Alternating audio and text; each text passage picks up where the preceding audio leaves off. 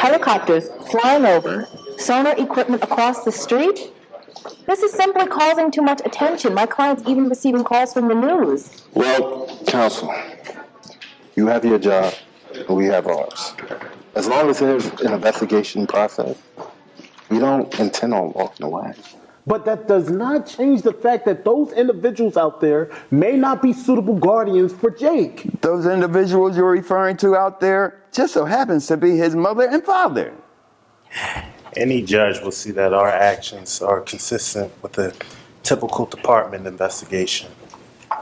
I don't think you have a clue just how destructive your actions can be.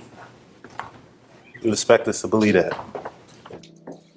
No. Look, when I kiss somebody, I like to know exactly what I'm kissing. Fuck you. I'm not saying shit until my motherfucking lawyer's here. I've made myself available these past years, but something's changed. Call it a gut feeling. Nothing has changed. Nothing has changed. Everything is still the same. I'm not doing anything to put you in any real danger this time. Danger? Is that a joke? In my own defense, the moon was full, and I was left unsupervised.